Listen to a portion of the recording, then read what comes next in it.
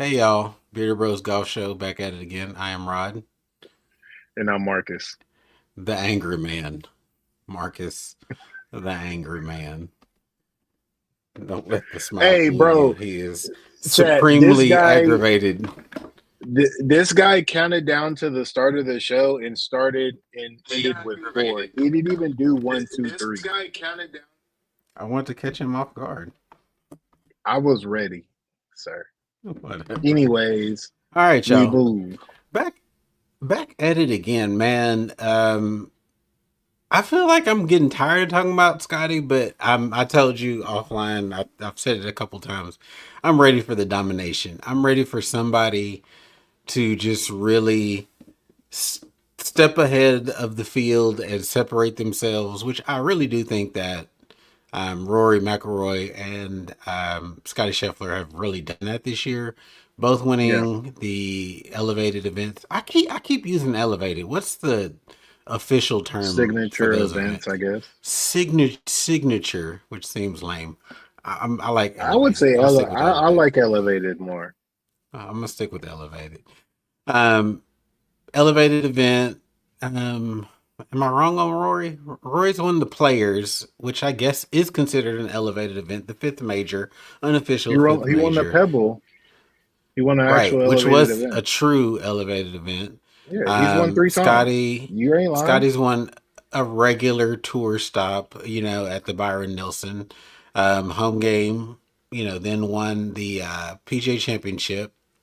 Rory won the Masters, of course, closing out the career Grand Slam. And then we saw Scotty come back this week without Rory playing. I don't think we got a chance to talk about Rory not playing in the Memorial last week, or did we? This week's been a weird one. I don't think we did because I don't think we knew he wasn't gonna play. Right, right. So let's just talk about that, get that out of the way. So a lot of kerfuffle about Rory not playing Memorial, not necessarily giving Jack Nicklaus a direct heads up on him not playing. And I guess people reading into that, you noted, even though I am not a huge fan of Jack's responses, particularly in this later stage of his life, kind of a bit, I mean, when people start aging, the filter fades away, and a lot of times when Jack Yeah. talks, it's just kind of like a grating. The feel is very irritating to me. But either way, came off with a really good answer about the Rory situation. Just talking about schedules, trying to make the schedule fit around all the things that he has going on in his life. So handled it very diplomatically. I would say probably one of the better answers that Jack has given in real time about Rory not showing up to Jack's place at Memorial. So what do you think about him not playing, but jumping in RBC ahead of the U.S. Open? Yeah, I mean, I don't think Rory's had the best experience at Memorial. I mean, it's a tough golf course as it is, and Rory has been pretty perennial when it comes to the Canadian Open. I think he's won it three times now throughout his career. So, yeah, I would be putting my money on him playing at the Canadian, and I think he is a week before player, so he doesn't take a break before the major. He plays the week before, so I guess he felt like he was going to be tired or whatnot. He didn't feel like playing three events in a row, as far as playing the Memorial and then playing the Canadian and then playing the U.S. Open because I think once again there's an elevated event right after the U.S. Open. So I think he Right. probably is going to play the Travelers, which is in Connecticut, and instead of getting fined for missing another elevated event. So I think that'll be his three in a row. And I'm not. I mean, I'm not hurt by him missing the Memorial. The Memorial still had a stacked field, still had plenty of It great really did. players in it. So yeah, I don't think that was an issue. And like we said, Jack Nicklaus handled it greatly. He said it the best. Buddy's gonna make his schedule. He doesn't have to reply and respond and tell me why he didn't. Thanks. No worries. Sorry. Mark is still closing down the shop today at work, so got a little side I interference just going got, on. That's all. I got, I'm sorry. I'm coming from work, so I had to get some food delivered. So that was my food Oh, okay. delivery. And he was just Okay, sorry. apologizing for spilling my drink. And I just had to tell him it was okay mid answer. Anyways, yeah, Rory good in my Yo, book. Rod, what you got? I agree. I mean, that would have been a lot of golf consecutively had he entered into the Memorial. Yeah, he could have missed the Travelers, but like you said, he also, again, you play where you think you have the best odds of winning, especially at this stage of his career, where he has stated that he was going to slow down on the starts per year. So I don't fault him, and I'm kind of not a huge fan of, you can swing it over to the hip hop side of things. I would say like this whole like letting Jack know that you're not showing up is like checking in, like somebody going into New Oh, York or right. to LA and Yeah. checking in. And it's just kind of like it's kind of lame. Um, they're big boys and they'll be okay. And I think there was a lot of armchair commenters talking about the fact that Jack gave Rory some tips on how to play Augusta. It's hard for me to believe that Rory just this year decided to get feedback on how to play Augusta and hasn't done that previously. But I mean, Right. it just seems weird, and it seems like people are addicted to the drama and played it up a lot more. But we'll Yeah. keep it Also, moving. Yeah, go just ahead. real quick, it's also funny that somebody, I mean, hopefully they didn't really bring that up, but if they did, again, another randomly rare good Jack response. Jack was interviewed about the Masters, what he talked to Rory about. He was like, hey, let's just go through the course. What would you do here? What would you do there?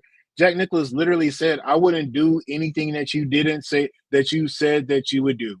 I would do the exact Hmm. same game plan. So what are we talking about here, bro? Right, Anyways, and it's not like Rory has never played at Augusta. I mean, right. he's played there before.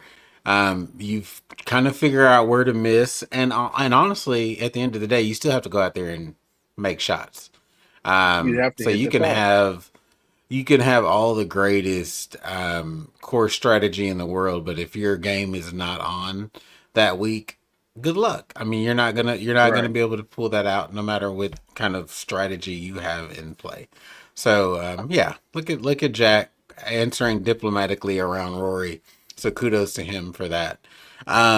I shot you a text that you never responded to about Ben Griffin making a name for himself. I mean, he got the team win earlier in the year, got the solo win at the Colonial, the Charles Schwab Challenge the week prior, and then really contended at the top of the leaderboard here. But the inevitable one, Scotty, tracked him down on Saturday, going on to win. But Ben Griffin really is finding his way on tour, especially now that he's gotten some momentum under his belt. The game is, and especially as we get to see him more, it's quirky. It is not your Right. standard fare. It is not your textbook swing. It almost looks like he's, especially on the tee, swinging out of his shoes with driver, but takes a lot of aggressive lines. Very confident in that driver. What do you think about Ben Griffin? Break down his game and what do you think his trajectory is and potential? Um, I think that he's an above average distance player. So he's not really lacking as far as distance goes. I think when it comes down to it, Ben Griffin is the moniker for one, swinging your own swing, but two, also, these men on the pro levels play a different game than we could ever imagine. When you can swing the golf club as he does, where he doesn't even really get it to three quarters of the way back, and the face is shut at the top, he comes off his toes when he's teeing off, and still hits fairways and still hits a perfect little tight draw. Um, I think, every now and again the irons get squirrely. I'm really trying to find. I'm really trying to find like the weak spots. I mean, nobody's really just a crazy good putter anymore. Like we're not. There's very few Denny McCarthy's in the world nowadays. You know what I'm saying? So it's not like we're Yeah. gonna sit here and be like, yo, like Ben Griffin's putter is holding him back. I mean, that's everybody. If everybody was holding putts, then we'd be having crazy scores, crazy low scores, and stuff like that. But I think it just comes down to, most everybody just needs to hit the ball closer, be a little bit more accurate, aka dispersion. So as far as it goes, I think Ben is I mean, I can't say he's a career second placer now. I can say that he is officially a winner. And, Mhm. I want to see it again to kind of stamp that, but he has Yeah. officially done it. Yeah. I still don't take the team win. I don't take the team win for granted, but am I putting a lot of like, Stock in it, or yeah, like, oh, right, that's the transformation. I think it gave him enough confidence to win yes, down the road, but I mean, yes, if he has a long career, I mean, it starts to lose its value over time because it is a right. team win. I like to And you, see Novak get his win. yeah, His exactly. solo win. That's what I was getting ready to say. You can't disrespect Andrew Novak because Andrew Novak's having a hot season. He hasn't, won yet, but he's been on top of the leaderboards many a week, led at the end of rounds before as well. So, I think that was two hot players that got hot at the right time. And so that's why they Yeah. ended up winning. So yeah, I'm definitely happy for Ben Griffin, but let's not disrespect what Andrew Novak did on the same team. But yeah, Yeah. I'm gonna put you on the spot, but someone I'm not thinking about like game wise, but I think somebody who's comparable or who Ben Griffin could actually aspire to and have a career that's similar is Victor Hovland. I see some Victor Hovland flashes in Ben Griffin in terms of just a different swing, a little bit, has to be very rhythm based and in the groove, hitting all the notes to see that success. But I can see him having consecutive hot weeks like we saw from Vic Hovland just a couple of years ago, where he really started to elevate himself. And I can see us seeing flashes. I don't think he's as naturally gifted as Victor Hovland is, but I think he's got the work ethic to see that type of winning in his career. So I'm just interested to see how he continues to roll, particularly as the season goes on. And he's been playing a lot of golf, so I think the fatigue factor eventually hits him. I think we saw a little bit of that. We're seeing that with Sahith Theegala just playing pretty much every week. yeah, And the health can suffer, the game can suffer, particularly when you don't give yourself a break to rest and or go back to the lab and work on some of those things that maybe prevented you from crossing the finish line. But I think an yeah, intriguing story to see his return to golf, and just him getting some shine these days. He's just interesting. yeah. I don't. Um, That's a different comparison. I don't really see that. I don't. I mean, I think, you said it in your answer, in kind of like your reasoning. I feel like Vic Hovland is just such a natural. Ben Griffin is a grinder. Like if I'm being honest, I feel like he's more as far as like hard work and having to put in the work and get on a hot streak to win. Honestly, I feel like he's more like a Zach Johnson, and I don't mean that to hype up Zach Johnson in any kind of way because Zach Johnson is a piece of shit. But as far as oh Lord, like it go, Zach, as Andy would say, Zach Johnson catching some strays, or DJ Wilson would say that Zach Johnson catching some random strays. as he should, you He don't should. say f you, and then try to say you were saying f you to the golf course. when the I fans know. was heckling you the whole round. Our vi- Get the our video dissing Zach Johnson a couple of years ago did some pretty decent numbers. So I think the community agrees with Jack Johnson being a piece of shit.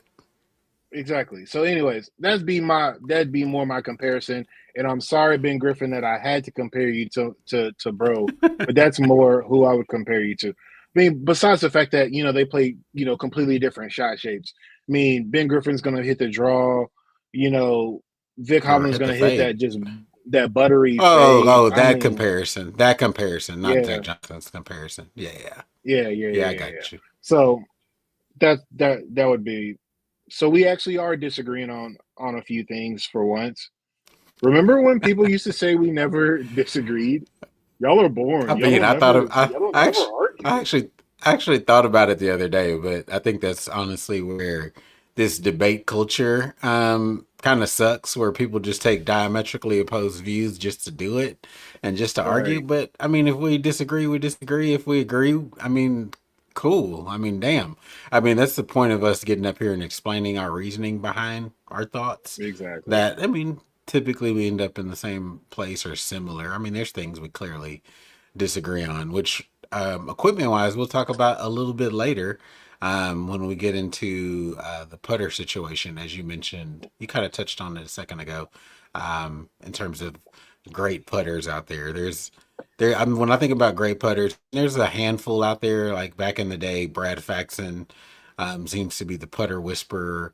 Um, Yeah. I feel like Tom Watson at different times had a really fire putter. I know in clutch moments they would talk about Jack Nicklaus being a really elite putter, but I don't think that was always the case. Like tournament in, tournament out. So, Yeah. um, you know.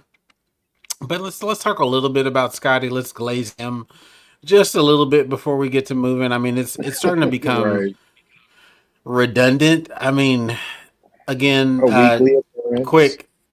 quick shout out and plug to our what's in the bag that we did on him last year. I don't think much has changed other than maybe the putter setup has changed a couple of times. Yeah. But yeah, go check out our what's in the bag on Scottie Scheffler. Again, not much has changed. I think he's kept it pretty consistent. Of course, the woods change year in year out, but even then, this year he's not really adopted the QI 35 standard playbook Yeah. I from was about to TaylorMade. say He's it wasn't by choice.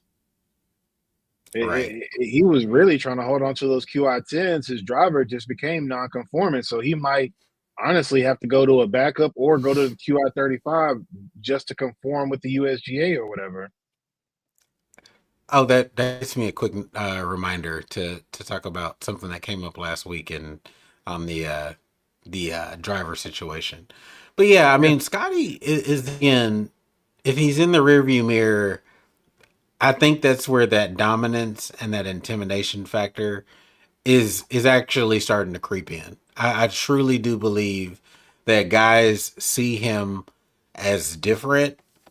I saw a little quick clip from Jordan Spieth talking about Scotty's face control being uniquely just elite and being able to just that's keeping him in tournaments when he's not playing his best golf. I think that's what I saw at the PGA Championship, that even though he wasn't necessarily playing his best golf, the face control and just being able to hit in the general area of where he wants to go and not having these crazy misses. You honestly don't see Scotty with like these crazy, you know, slices where he's missing it very far right. I mean, when he's off, Right. he's slightly off. Even if it's not his best golf, he's still hanging around there. So I don't know. To me, that's the part I think that guys who are pros seeing him on the range, playing rounds with him, they see how different he is than where they currently are. What do you think Yeah. about Scotty's game and honestly what we're to expect for the rest of this year? Yeah. I mean, like nobody is saying that Scotty can't go out and score, but the thing that differentiates Scottie from the rest is that Scottie doesn't make big numbers. Scottie doesn't go through a round sporadically like a Jordan Spieth. You know what I'm saying? Like Right. he is legitimately gonna par you to death. And I think we actually have to reference his dad in that clip that we had, however long ago. His worry wasn't the PGA. His worry was the Corn Ferry Tour, where you have to go out and you have to Hmm. shoot 18 and 19 and 20 under. If the battle is even par to 5 to 6 under, Scotty's right there. And that's every week that we've seen that. I mean, you just go through the rounds that he had this week. He didn't do anything. He didn't do anything crazy. He didn't shoot any 64s. He didn't shoot any 65s. He went 70. He went 70. He went 68, his lowest round of the week. And then he went 70 again. And you total it all up, and he won by 4. Like, that Yeah. is pressure on the field because Scotty's not going to mess up. And you press people to play better and try harder and score more because they know they're going to make mistakes. It's just about making sure that I can keep up with Scotty and all the things that he's not going to make mistakes on, and making sure that I'm staying, 6, 7, 8, 9 under par, and things like that. I mean, you saw it Yeah. with the RBC Heritage. RBC Heritage, Scotty went out, had some crazy rounds, and shot like 15. But he got left behind in the dust because he's not shooting crazy low numbers every round. That's why JT Yeah. ended up winning it and Novak ended up winning it because they know they can score and they can go low because they are trying to counterbalance the high rounds that they're going to have, or the lulled rounds where they're even par and stuff like that. So I think it's like what you said. Scotty is very intimidating as far as that goes. And you're always going to know when Scotty is around. I mean, I wasn't even Right. paying attention on Saturday. I was looking at your text and I'm like, okay, Ben Griffin might, run away with it a little bit. And then, Scotty comes and shoots a I 4 under know. round. And the next thing you know, he's leading the tournament. And it's like, well, how much is I just, bro, Once he Scotty t- is just once inevitable. yeah, once Scotty took the lead on Saturday, going into Sunday, I was like, it's over. Like in my head, I just knew. Right. I didn't have to turn it on. I didn't have to watch it Saturday or Sunday Yep. because I knew the result. He does not come back to the field, and I think you kind of touched on it just a second ago. Those grinding tournaments, single digits par, like under par. I feel like those are damn near going to be a lock for him. Because like you said, Right. he may Right. not go out and shoot the 65 and go super low, but he's gonna nick and cut you, 2, 3, 4 under par every day for the entire Yep. tournament, and you're gonna have that stall out round where you're just not moving forward and you're not separating from everybody, or you just sit still, which Ben Griffin did. He got to a number and then he kind of just got stuck on that number, versus Yeah. Scotty just again plotting and ends up getting the win. And that's been the truth. I mean, he ends up winning by 4 strokes. He's inevitable. It's Yeah. just like, damn, slow down, bro. So I don't know. Golly. I know it's we could glaze Scotty forever. You could go through the Right. stats, strokes gained off the tee, strokes gained approach. He's number one this season in those stats and categories. We talk about, kind of the other stats that really honestly don't matter at the end of the day. The putting has gotten to the point where it's not hurting him. There was Right. a point in time when he was forcing the bladed putter. He went from, the Newport 2 style to the Olsen putter, and then finally Rory convinced him to put the spider in his hand, and it's been a game changer. I mean, it's been kind of lights out since that point. Let me get to some putting stats just for craps and giggles. Yeah. Strokes gained putting this season, 27th. Again, there were times when we were looking at this a couple of years ago when he was ball striking like a champ, and he would be near the 100th, in ranking Right. for the season Easily for 50th, tournaments. 60th. Mm-hmm. Yep. He's Easily. sixth in putting average, 12th in putts per round, one putt percentage, 17th. These are absolutely worlds away from where he was just 2 seasons ago.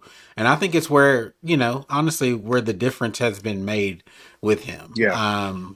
He would look very puzzled on it would it seem like reads, but now looking back, I think he was just really struggling with the stroke and Yeah. not getting it going on the right line. When I was sitting there at the time saying, okay, he can't read putts to save his life, when I don't think that's it. I just think he had maybe the right idea, but pushing it, pulling it, something would be completely off in the putting. But that has really transformed to who we see today. And I Yeah. think that's been the biggest difference. Let's touch on swing on over to the ladies. It was their second major of the year, the Women's U.S. Open at Erin Hills. The course looked amazing. It's Literally. it's one of those ones where you want to see it in person, but I could just tell from the social media from all the LPGA ladies that participated, they were really posting a lot of landscape pictures of the course. Really seemed to enjoy their practice rounds out there. The course definitely showed up, and I don't think there was a good way for. And again, it's USA. I don't think they did a really great job of displaying the elevation changes, some of the drop offs from greens up, down in the those false fronts. I don't think it really did a great job of portraying that. I mean, we've seen some really good Yeah. camera work on the PGA side this year. I don't think we got a lot of great camera work this week for the U.S. Women's Open, but despite that, I think we still were able to see the impressiveness of Erin Hills without trees. That wasn't even a required, um, part of it. The wispy grass off of the fairway, really effective deterrent. Again, having to land it in the right places on those greens out there or facing the ball rolling off or catching, the wrong area.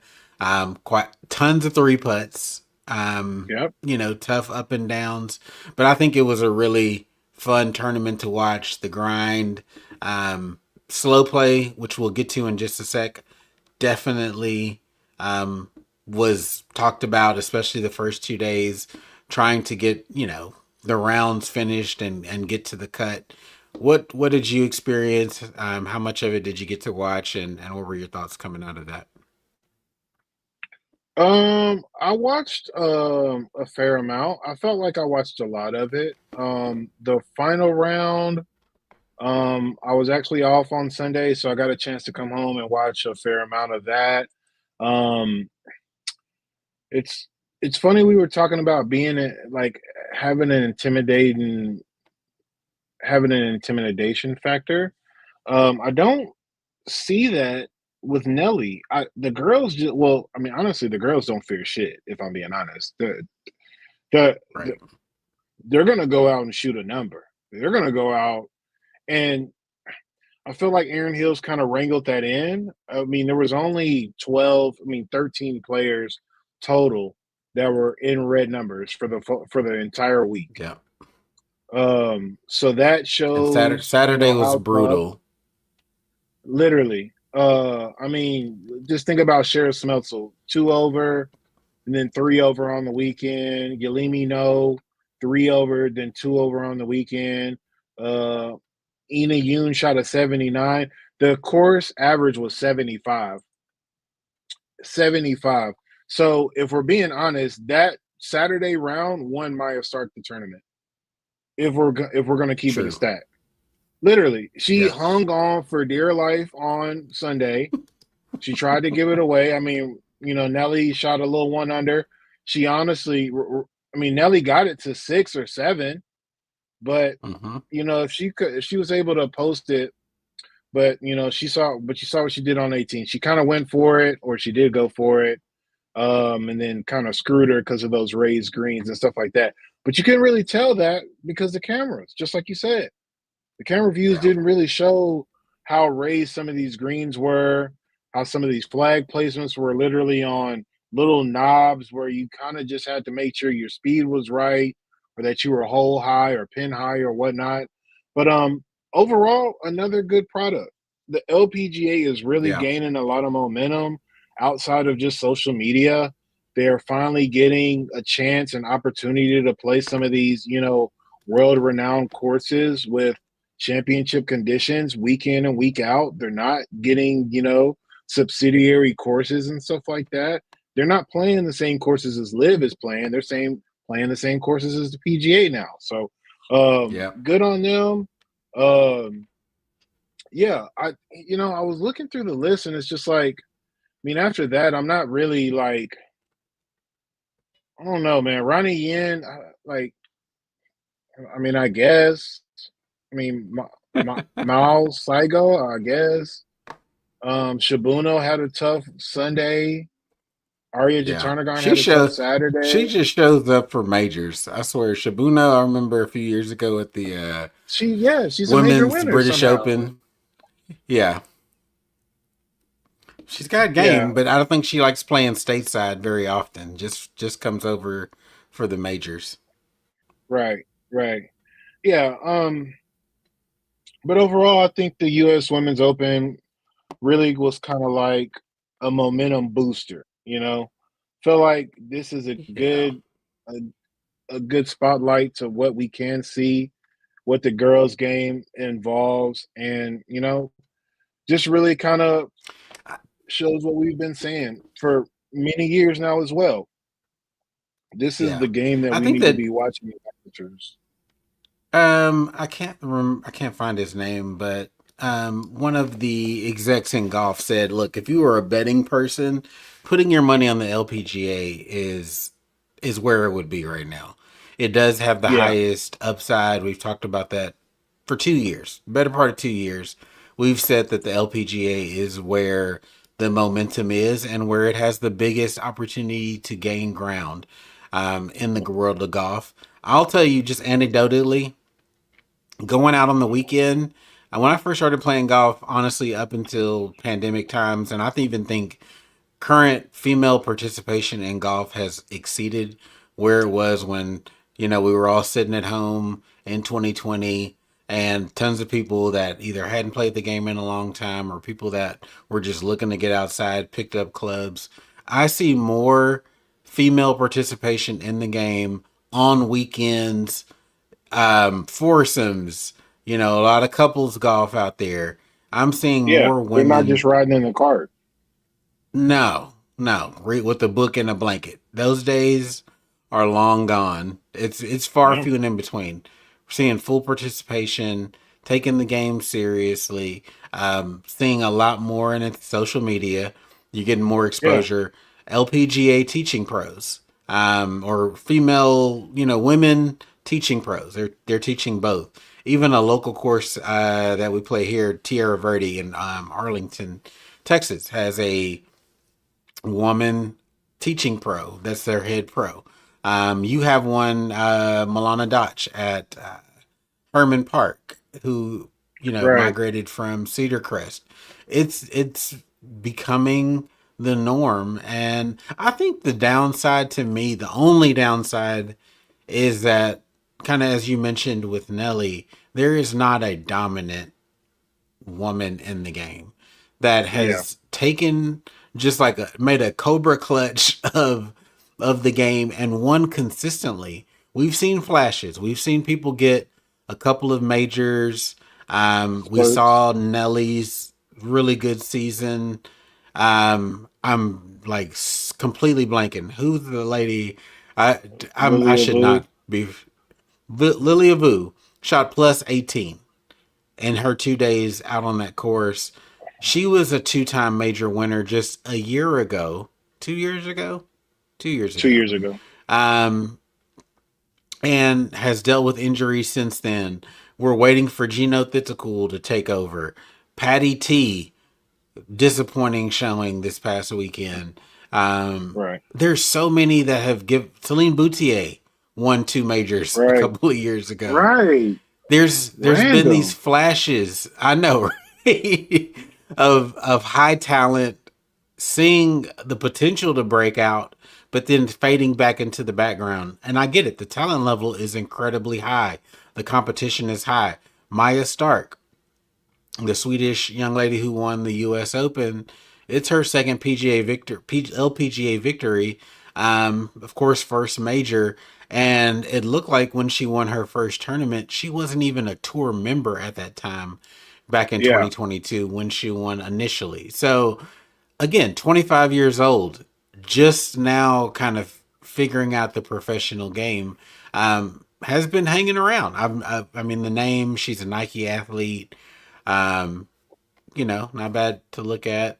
All those things, Right. so again, uh, I want somebody to break out. I want somebody to assert their dominance where the other players are like, oh shit, here comes Nelly, here comes Lily Avu. Better watch out. They're gonna, separate themselves. But we just haven't been able to Yeah. see that. And I think that's to me the only downside to the women's game right now.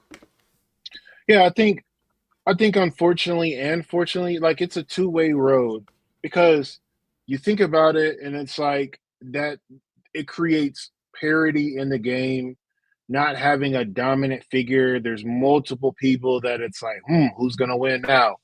Who's gonna do it? You like this year in particular, we're not looking at anybody and saying, yo, this is the LPGA player of the year, and we're trying to see who can compete with that.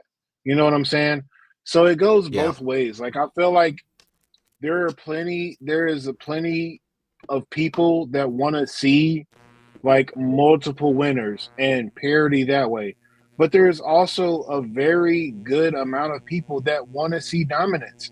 And I would like, I mean, it because that's the question then becomes who's gonna be the guy that knock his block off or knock her block off?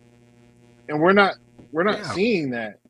We're seeing that in the PGA. We're seeing you know, everybody's going for Scottie. Everybody knows the name to go after.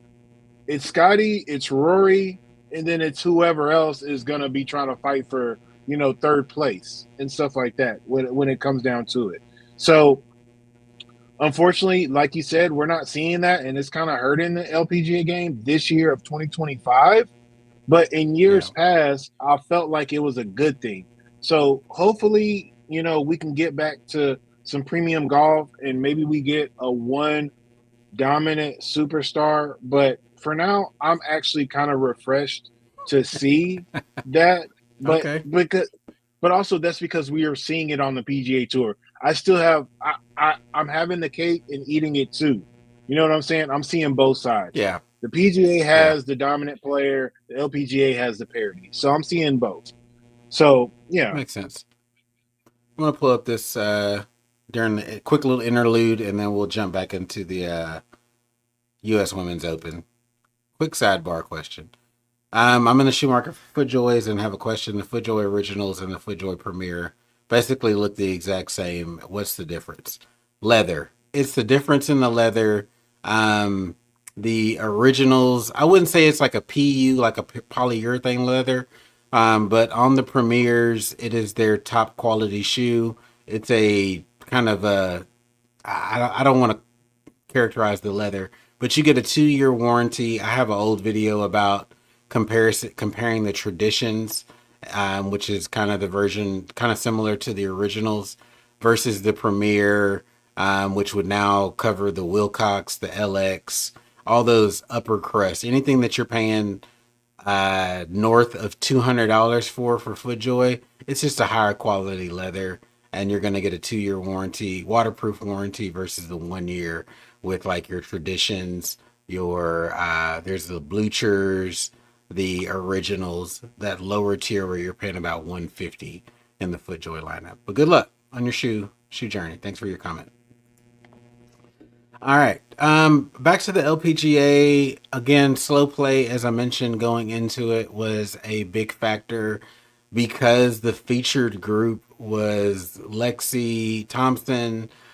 We saw, Nelly Korda and Charlie Hull in that featured group. They got the majority of the screen time that first day, which I mean it was all day coverage, but of course they were the ones with the biggest star. I'm gonna pull up this quote and it's super long statement, I should say, from Lexi Thompson after the fact.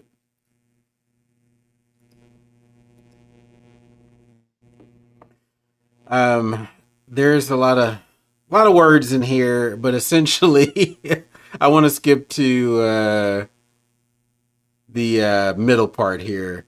She says, I want to add this because pace to play was a huge talk this week. We want people to realize our group basically waited on every single hole on the group in front. We were never out of position, warned, or on the clock. I'll be the first one to say I'm not as fast as my playing partners the 2 days, but I'm also the last person that wants to be out there for 6 hours. So before you make any assumptions, make sure you get all the facts right before basing it off pictures and little clips. This is in reference to Charlie Hull, The what Charlie seemingly Hole. was her rolling her eyes, walking to the next hole and taking a seat, that type of stuff.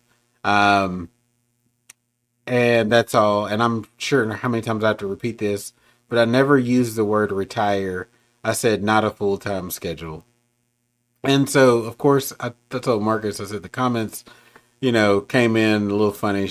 Ben Baller, who's a jewelry guy, said she was definitely slow. My favorite was she even retires slow. Thought that was the winning comment of them all. So, um, I mean, as it relates to slow play and keeping up with the group ahead of you, not being on the clock, we've all kind of been in this situation before where, you're playing behind a slow group or the course is slow. That really doesn't give you an excuse to slow up your game and Right. force the people behind you to wait. Finish the hole, move at a pace that is kind of dutiful. You can just see everything about Lexi Thompson is very deliberate. Not bad as Carlotta Saganda, but not very fast moving. Like putts, misses the putt, looks at the putt for a prolonged period of time before walking and marking it. Prolonged practice swings around a chip. Um, Adjusting of grips, all these things that are annoying to the faster player. So I didn't. I don't know. I know Lexi has grown up before our eyes. She's been in the game of golf since she was 11 years old, and we've known about her and we've seen her grow up in the spotlight. I unfortunately, this is my take on it as a 40 something year old adult. I don't think she has been able to mature just because she's not. I don't know. There's She hasn't something in been that pushed to. statement. Right. There's just something in that statement that lacks maturity to me and addressing like there's too much reading of the internet where she's addressing every single thing that people are saying about her. Get out of the comments, Lexi. Right. Like hell, our channel's not big. I don't really care or invest myself in the comments that get made on this channel because I can't. These people really don't know us. Um, in fact, like there's a lot that you Yeah. don't see on camera. So like me taking personally when somebody doesn't like a video or has a contrary opinion to something we've said, me getting my feelings hurt about it, it's kind of lame. Like I wouldn't be doing myself any service. And I see that from Yeah. Lexi. What do you think about this? Yeah. I mean, just to piggyback on that last kind of sentiment, buddy, like, there's no reason for you to say, like, hey, like, the K thanks thing, like, that was real bratty, real snotty at the end. Like, that was definitely like some 17-year-old teenager shit. Like, literally. if we're keeping it a stack. But yeah, I mean, I don't know. I just don't really have a lot of sympathy for slow players in general. And even without the clips from Charlie Hull, with the size, with the eye rolls, with her hanging out on the tee box next, waiting, you could see it in the coverage how Lexi Right. plays. Like I didn't need a clip. I didn't need a reel. I didn't need a TikTok. I didn't need to see any of that. I'm Right. looking at it myself. I watched it. Uh, Yeah. in 4K, but like um the the putting stuff really kills me because the greens are tricky, but the more you outsmart yourself, the worse. And we've talked about this multiple times. You just have to go with the read, believe in the read. If you don't, make sure your speed is good and move on about your day. Like it's you're gonna all right, like And I I'm feel your trying to pain, bro. understand. Yeah, bro, I'm just really honestly in fairness trying to kind of relate and understand what could take that long. Why would you sit over the putt that long? Why would you take that many practice strokes? Even if it's regimented, even if that's your practice and that's what you've done for a while, what is the like? Why are we doing more than one or two? If you're filling out the pace, you fill Yeah. out you okay. One is too short, one is too long. Okay, now maybe a third one in the middle, and then I go up to the ball and I address it. But as Rod will tell you, I do not practice swing on the greens at all. I read the putt from both sides, and then I address the ball after I put my line down or I put my Yeah. mark down in the direction I want it to go. Because I'm not trying to sit here and outsmart myself with way too much brain activity. I do that too much on a daily basis. So yeah, I really don't Yeah. understand why she does that and or any of that or why that post was made. But congrats to her on her slow retirement and whatever schedule she chooses so to play. Right. At the 30, she's in her lower 30s, 31, 32, something Yeah, like that. 32, So, I something mean, like you that. can Yeah. make your choice, go get married. Now she recently announced her engagement, so good luck to her. Never Yeah. been one of the players that I've really enjoyed watching. Even the game has never really matured, right? I mean, she looks like the same player that she was when she was 15 years old. Long It off the just doesn't, tee, right. The hard unorthodox hook. follow through, taking huge divots, very steep. Yeah. I mean, like I said, you can catch fire, lightning in the bottle sometimes, and it works. And she's been a winner, and there's nothing to take away from her there. But it's been a long time since she's performed at a really high level. So, Yeah. shout out to Lexi Thompson, and congratulations to Maja Stark for getting her first major victory. You mentioned it super early in the conversation. Nelly T2, but didn't really feel like a T2. Um, Right. I just, yeah, Maybe she didn't hey, feel as no, maybe close. she conquered the US Open though. Everybody's been Right. commenting on it. Maybe she has gotten over her yips of the US Open and we're not going to see any more of these, 82s and 81s or whatever.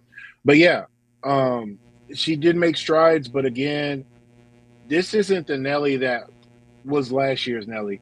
And unfortunately, I don't think let me just say this. I don't think she did herself any favors by being that hot and winning that many times and then coming out the next season and performing like she's doing.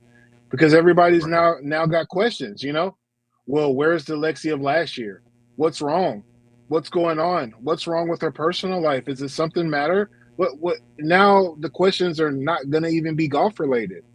And does she want that? No. Do we want that? No. We want to see the best of Right. the best of Nelly. So Yeah, we see the hopefully, talent. Yeah. right. So hopefully this is some good momentum going forward. And she tried to mention that. She tried to say this is some building blocks on what could happen later on in the season. And shit, they still got three more majors. Right. They still got Right. three more majors, bro. There's a lot of golf left to play, and I think even on the Yeah, broadcast, Paige McKenzie mentioned the mental fortitude for Nelly, and just said that it has been in question. And I think yeah, when you're true. not performing at the level that you're capable of, those are the questions that start to creep in, and whether that's fair or not. Success breeds questions when you're not able to keep up the momentum in your career. And we saw kind of in the midst of a really good season, like you mentioned, the U.S. Open. I in real time watched her shoot that 10 on that par three, and it was brutal. Oh, I mean, so oh, I think there's a lot of LPGA left.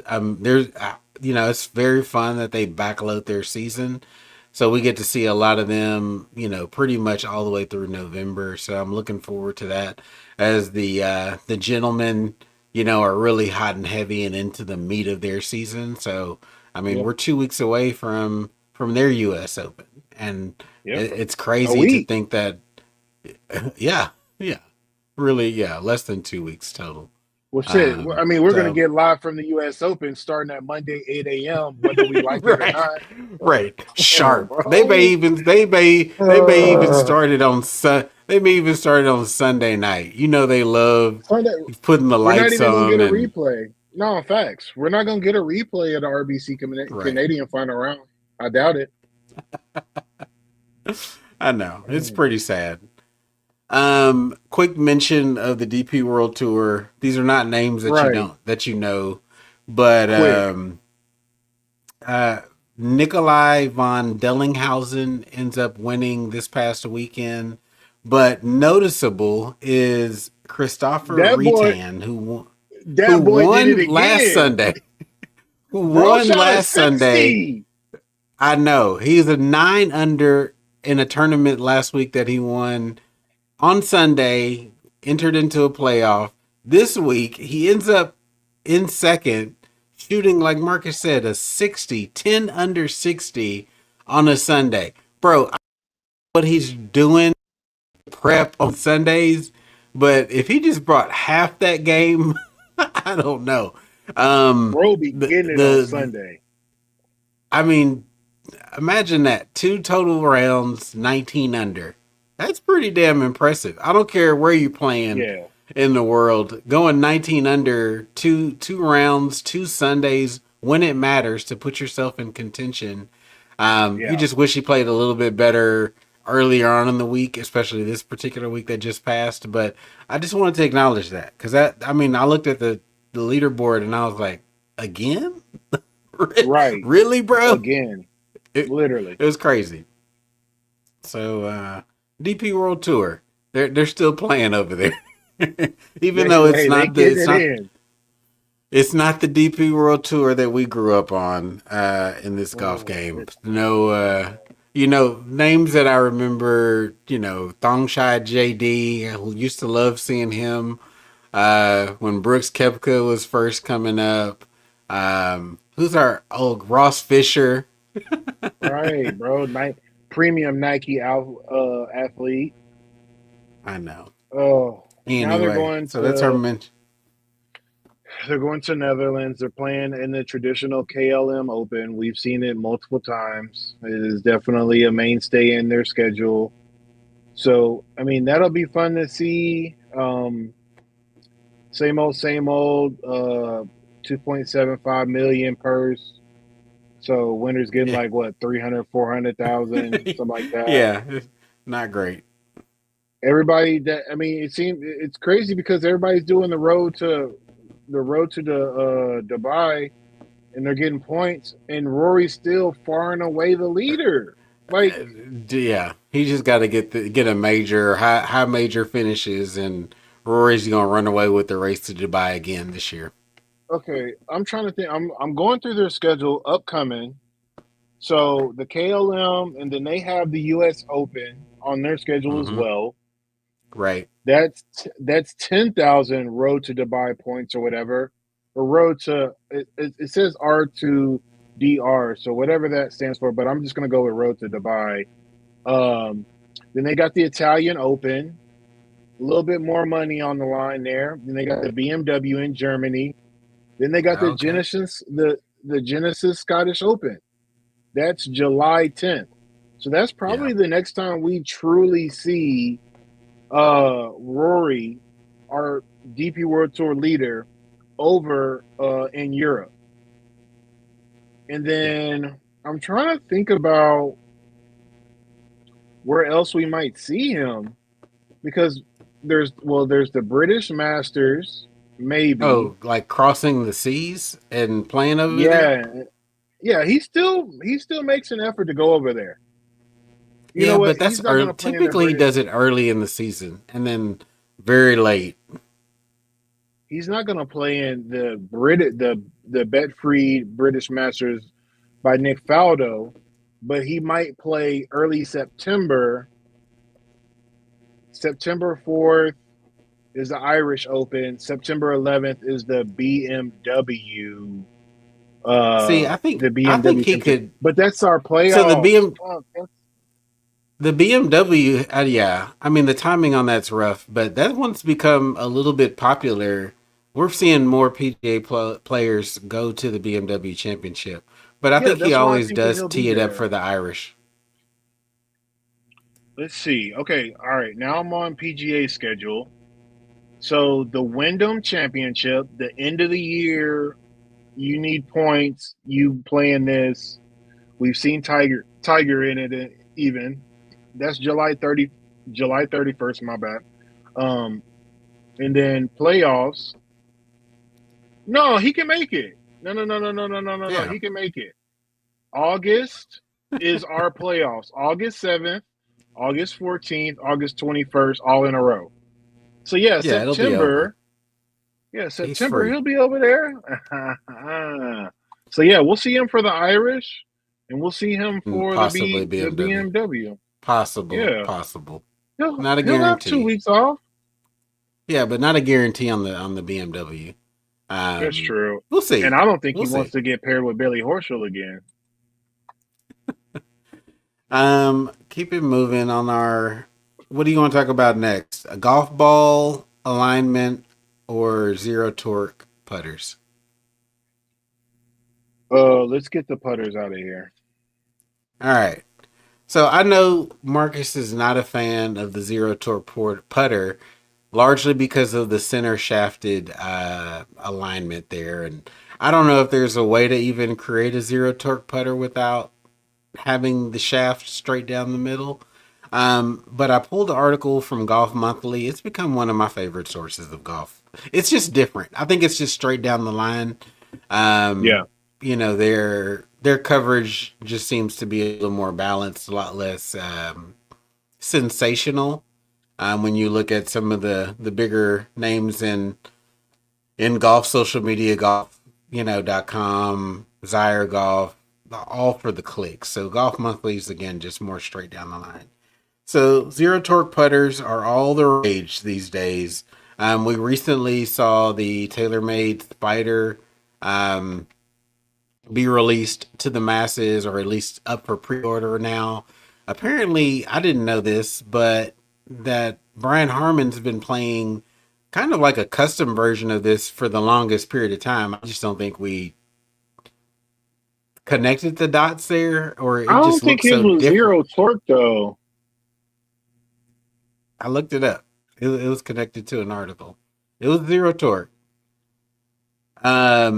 But Golf Monthly rated the kind of best, um, zero torque putters according to them, and they put this particular version of the Lab Golf putter at the top. Overall, best value.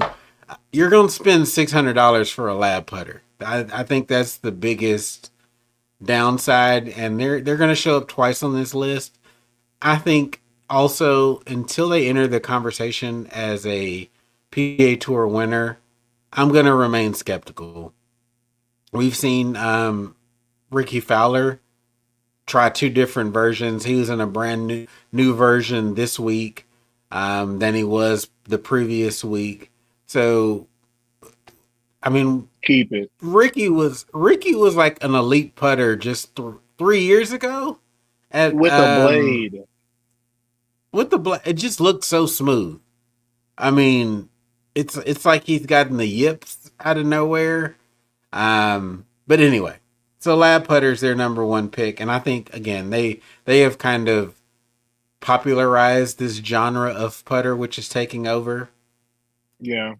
Of course, this one, the Odyssey, kind of square to square jailbird. I am intrigued by this one. The jailbird in general, I think is just an attractive putter. I love the contrast. I love the shaping of it, the alignment dots, everything about it, and then kind of you add the zero torque version of it. Yeah. I'm intrigued. I think I haven't made a lot of changes to my bag recently. Honestly, in the last year, I don't think I've had any changes.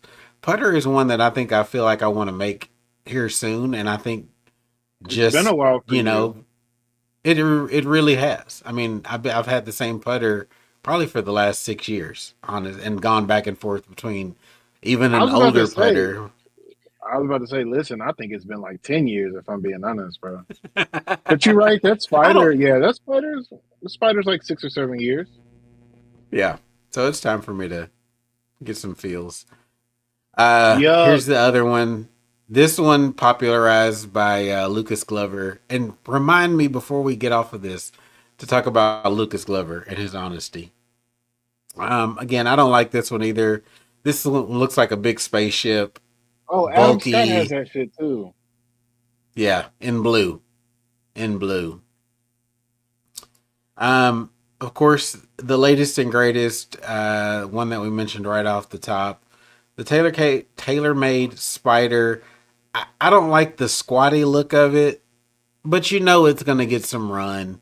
I think Heian Ryu actually won the Black Desert Classic with this putter, With so it. she was utilizing it.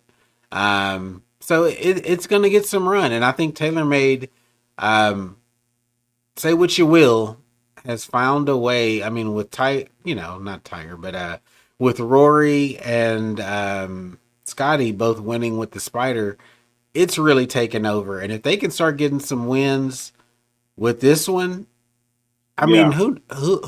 who saw TaylorMade taking over the putter game? I mean, they're Yeah. they're they're on a run right now. They're on a run. So Agreed. this one, go ahead. No, I mean it's in general. Go ahead. In conclusion thought about zero torque Okay, putters. I just have a few more. I think here. Um, yeah, this one's already pre-sold on the pre-sale. It's already sold out. So this one's going to be hard to get your hands on it for quite some time. Yeah. This one was interesting. Bedinardi, again, we're trying to get away from the bladed putters, but this one's interesting. It's got kind of the wider blade with the center Yeah. shaft, and Bedinardi, they're a classy club maker, so their stuff always looks very sharp, precise. Very nice. The milling is always just immaculate. So I'm kind of digging this one. What do you think?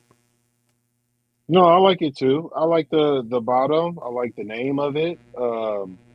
Yeah, I like the milled face. I like a lot of Bednardi stuff, but when we talk about putter value and people like literally wide eye Scotty Cameron's putters, I just don't even have an entertainment for that because people don't know ball.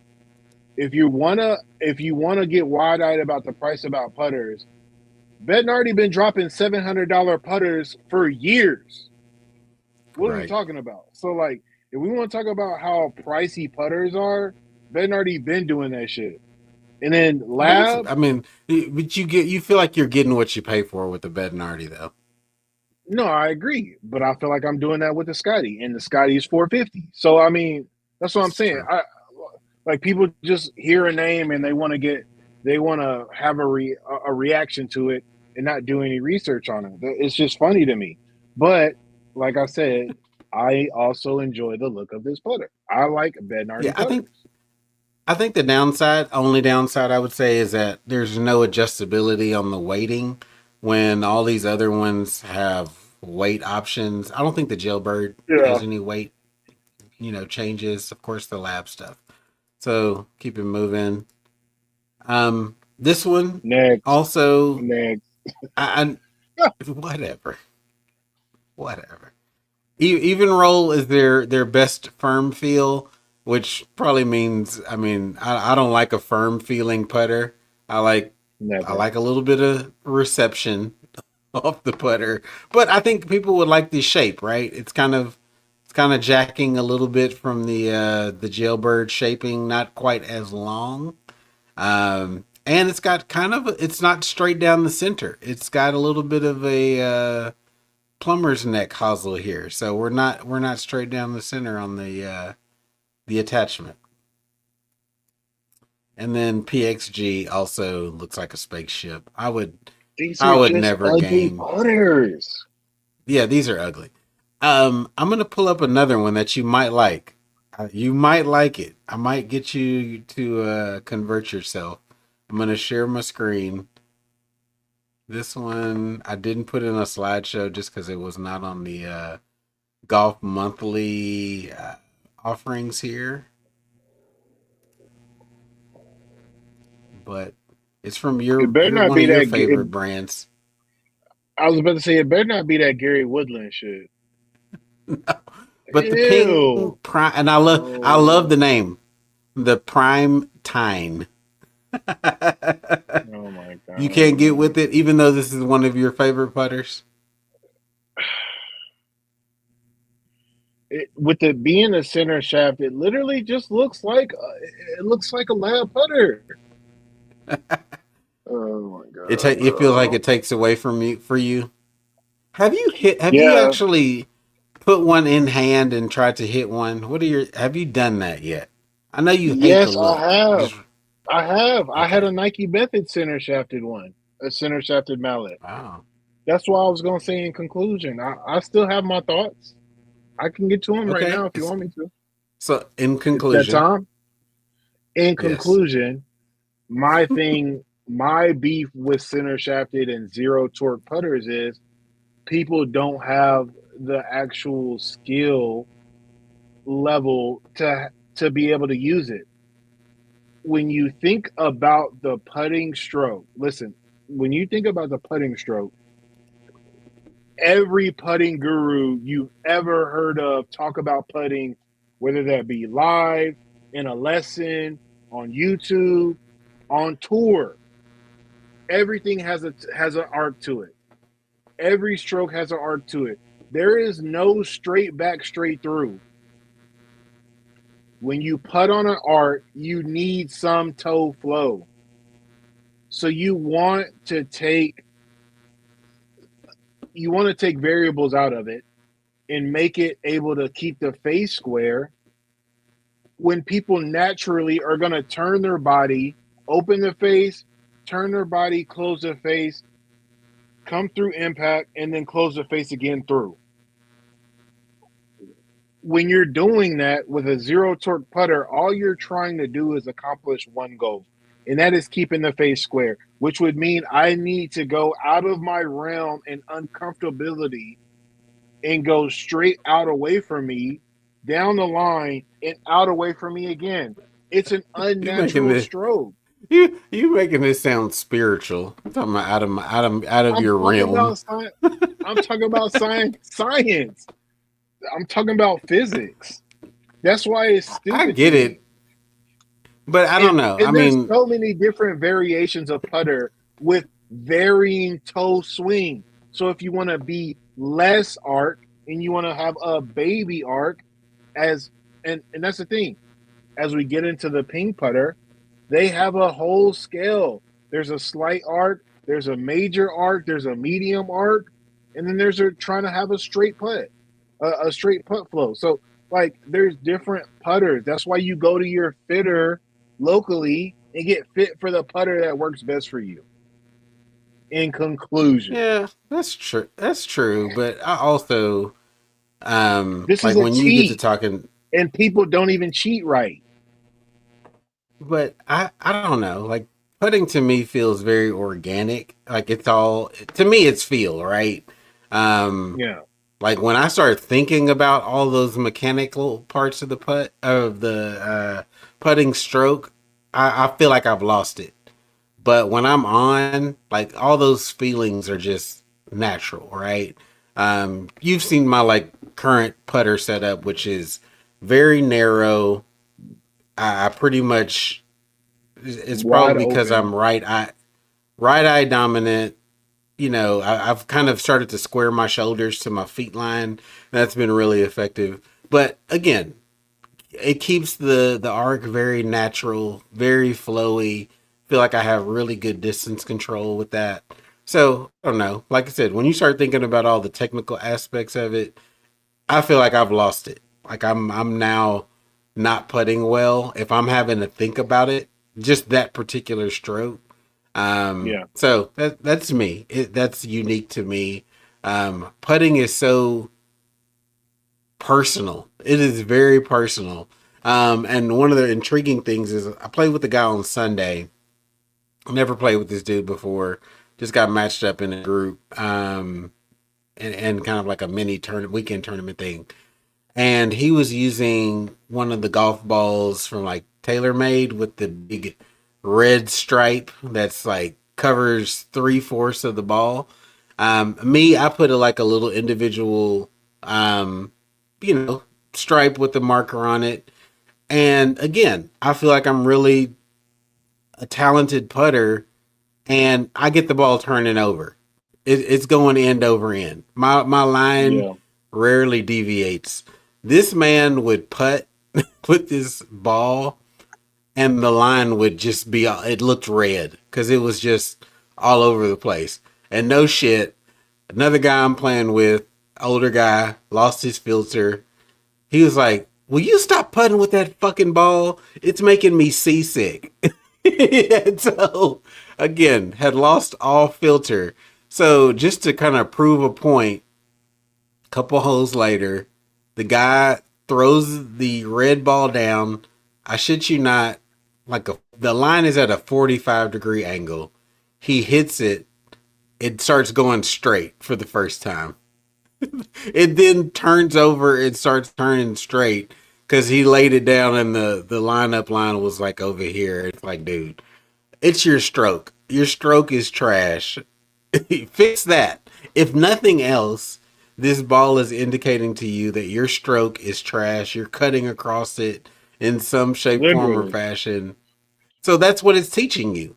For me, it's not teaching me, but it helps me take away um, the alignment part of it. I read my putt, I put it down on the line that I wanted to start it on, and now I'm just focused on the distance. That's my Yeah, mindset when I putt. But if I was someone who could not get the ball rolling end over end and I was seeing that wobble, oh, that would mess me up. Like I would not yeah, be able to concentrate.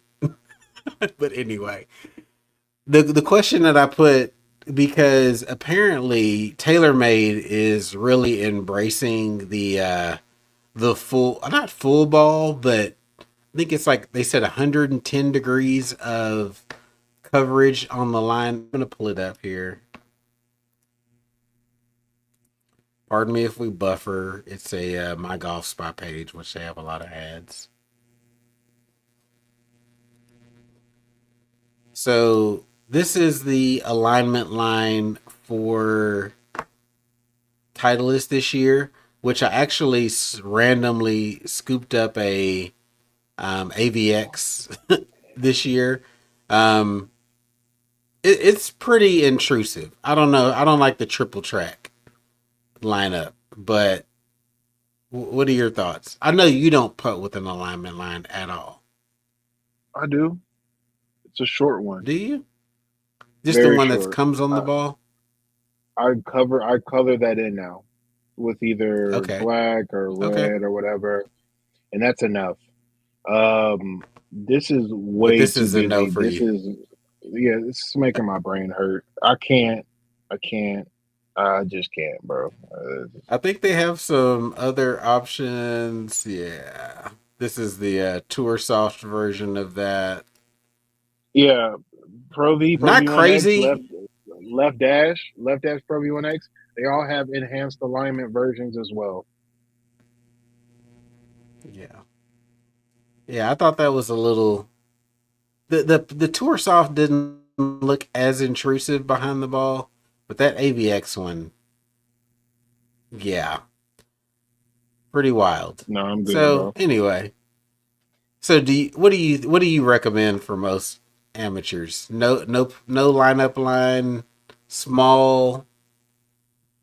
What are your thoughts on that for most people?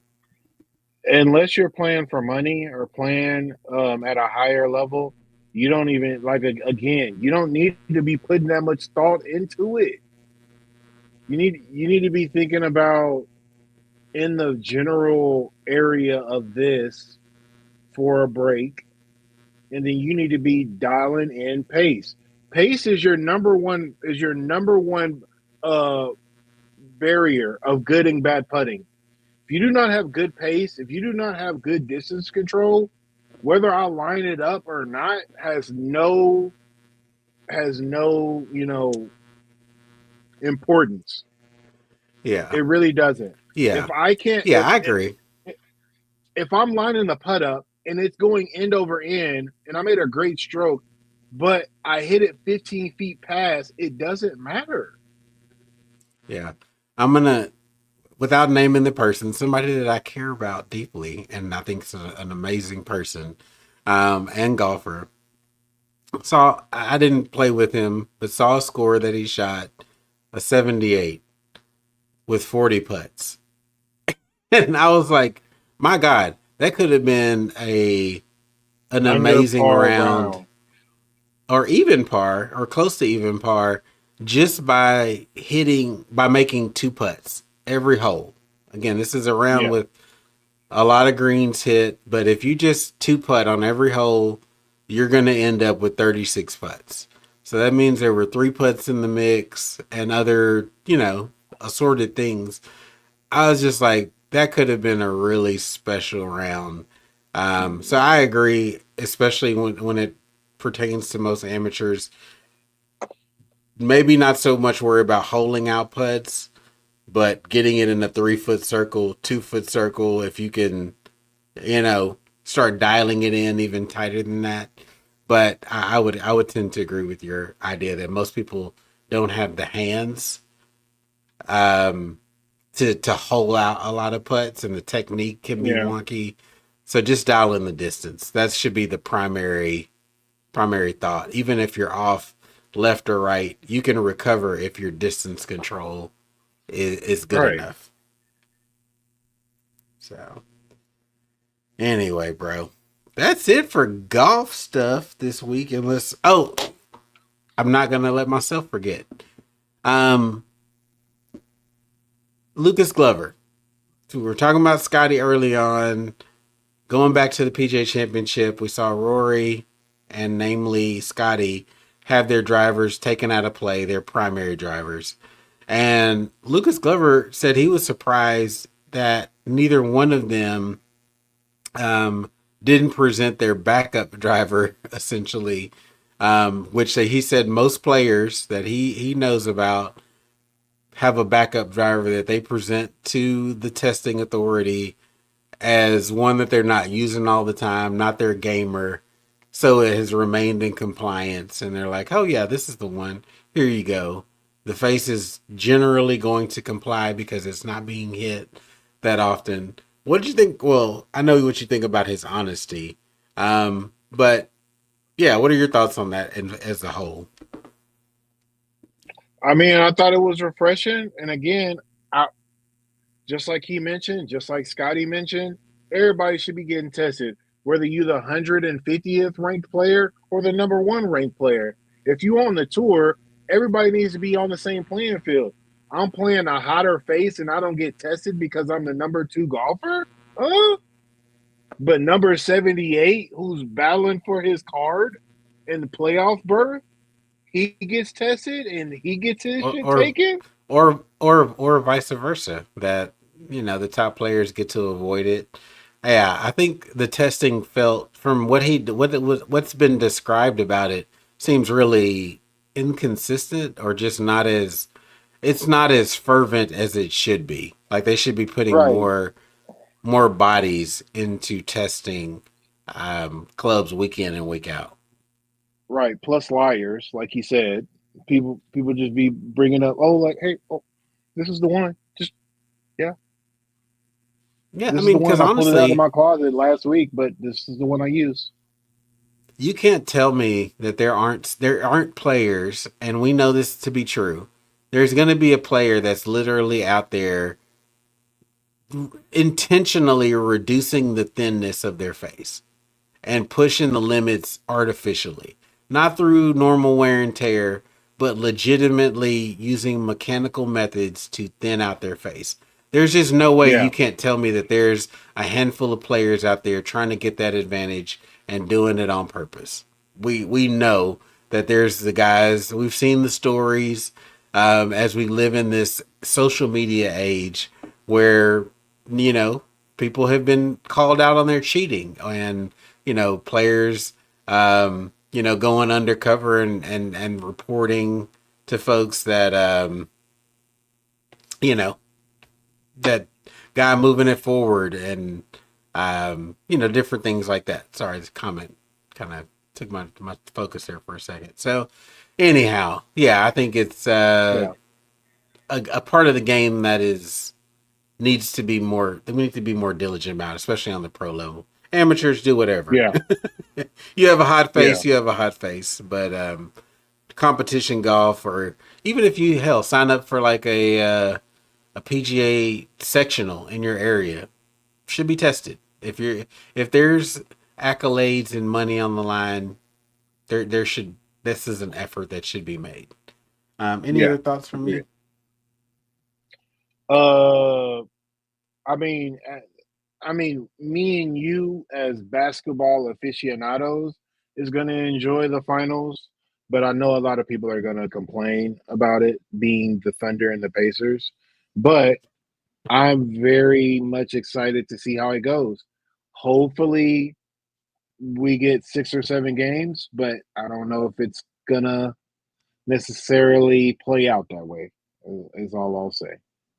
But I'm excited for the I don't product know. regardless. I don't know. I legitimately feel like it could go a long way, just because I agree.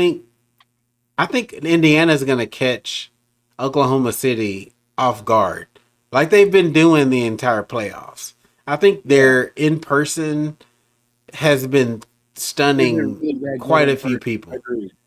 Yeah, yeah. and they're It catching a stride.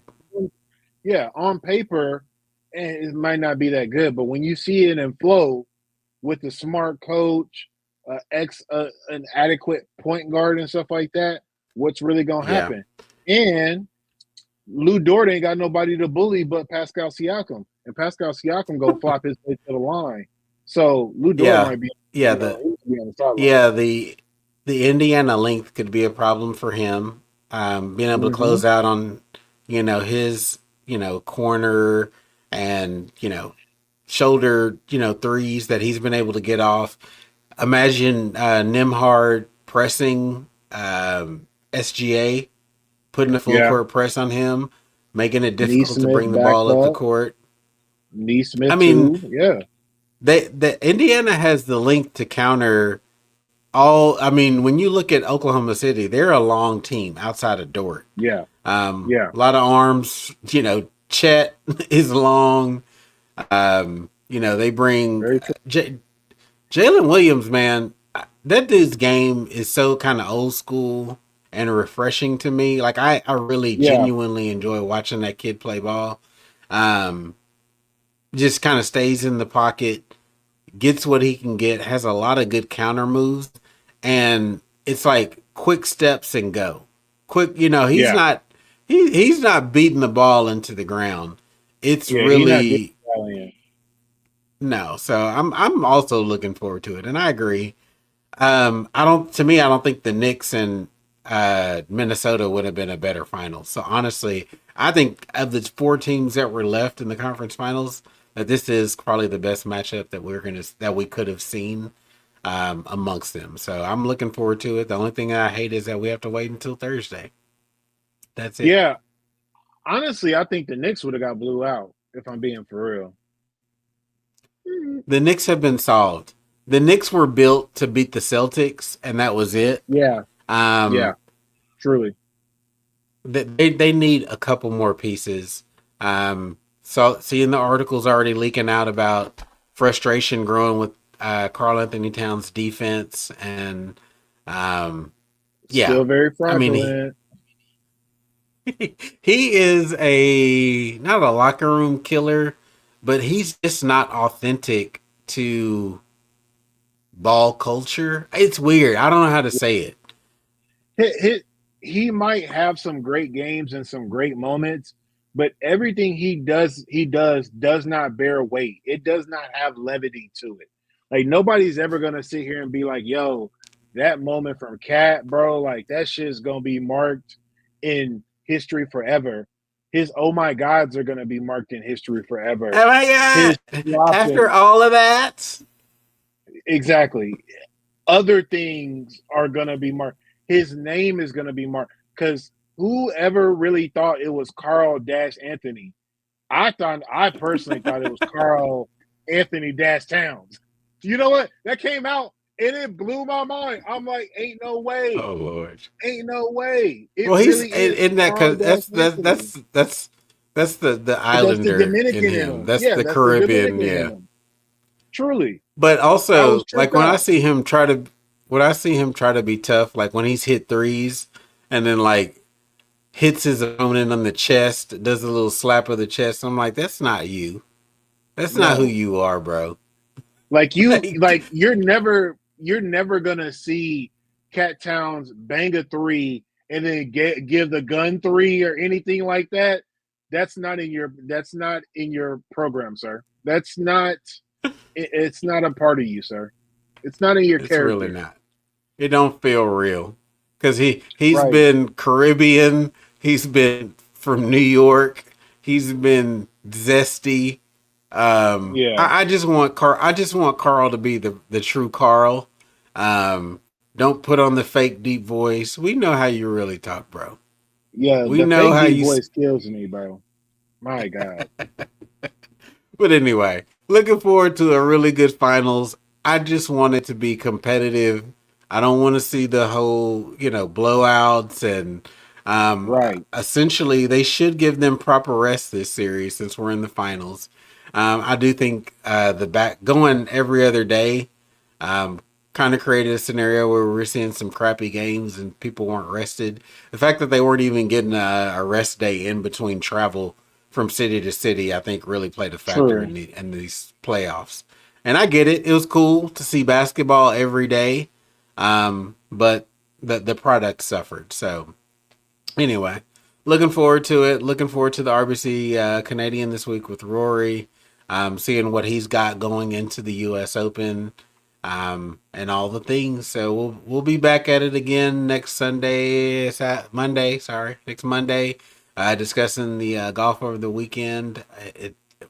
Season is hot and heavy. We Yeah. are full on golf season. So, Bitter Bros Golf Show.